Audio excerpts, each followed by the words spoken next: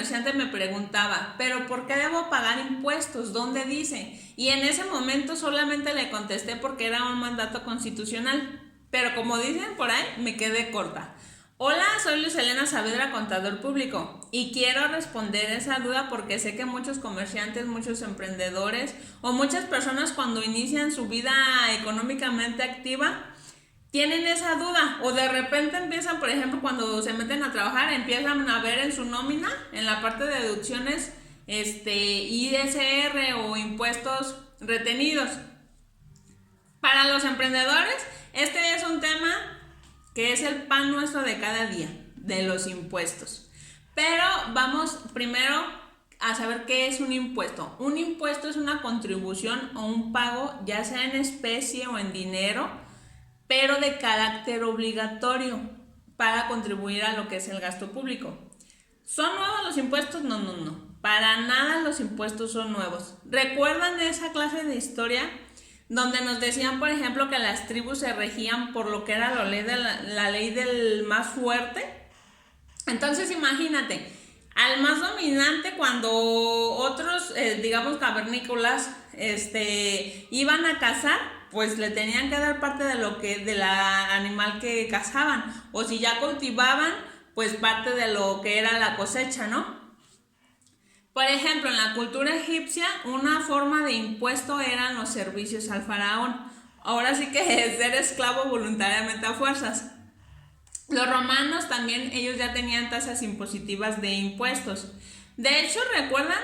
Sé que muchos conocen esa frase de que lo del César al César y lo de Dios a Dios. Pues por cierto, esa frase la dijo Jesús cuando le preguntaron que si debían pagar impuestos. Entonces, como te puedes dar una idea, los impuestos no son nuevos, los impuestos casi que existen antes de que se formaran las civilizaciones, bueno, como lo que hoy conocemos como alguna agrupación de personas. Entonces, vámonos a la historia de México. Por ejemplo, el Imperio Azteca, ellos pagaban sus impuestos en especie. De hecho, ¿recuerdan esas imágenes en sus libros de historia donde las vestimentas eran así como con mucha piedrería preciosa y eran, bueno, se veían como muy padres, muy costosas? Pues para que se imaginen la holgura con la que vivían, digamos que los líderes de ese imperio. De hecho, ¿se recuerdan que había como una parte sería como un tributo religioso donde hacían sacrificios de personas humanas, donde les sacaban el corazón? Bueno, lo bueno que nosotros no nacimos en ese tiempo. Que pasen cosas siempre, creo que siempre va a existir, digamos que otro tipo de impuestos, o otras cosas que pagamos la actual sociedad, otros costos que paga la actual sociedad. Pero bueno, no nos desviemos del tema.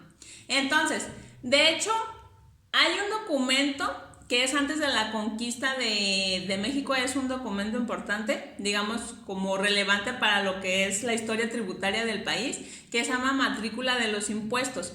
En esa matrícula los aztecas llevaban un registro de todos los pagos que recibían de las colonias conquistadas. Incluso los aztecas tenían dos tipos de impuestos. Uno que era los impuestos ordinarios, que eran los que los mexicanos normalmente pagaban, y otro que eran los extraordinarios, que eran, por ejemplo, cuando necesitaban más contribuciones, cuando iban a iniciar una guerra o había fiestas religiosas. Entonces, ya con eso te das una idea lo que vienen siendo los impuestos en México. Ahora, ¿dónde está el mandato que a mí me obliga como mexicano a pagar impuestos? Pues en el artículo 31, fracción cuarta. Ahí está el ordenamiento que nos dice, te lo voy a leer con un resumen. Dice: es obligación de todos los mexicanos el contribuir al gasto público de la Federación, Estado y municipio en que residan y de manera proporcional y equitativa que dispongan las leyes. Es un resumen de ese artículo, pero ahí está el mandato por ley donde nos obligamos nosotros como mexicanos a contribuir al gasto público. Que si se ocupan, digamos, de bien o de mala manera, pues ese es otro tema aparte, pero ahí está la obligación. Ahora, quiero que nos vayamos a un ejemplo. Todos los que somos hijos de familia, ¿no? ¿Qué pasa cuando en una familia imagínate que todos están pequeños, solamente los que contribuyen son los padres y quizás solamente el papá. Esa familia pues vive quizá con muchas limitaciones, pero ¿qué pasa cuando la mayoría de los hijos están en edad productiva? De que ya digamos que cooperan con dinero. Luego se nota cuando esa familia empieza a vivir, digamos, con mejor estilo de vida.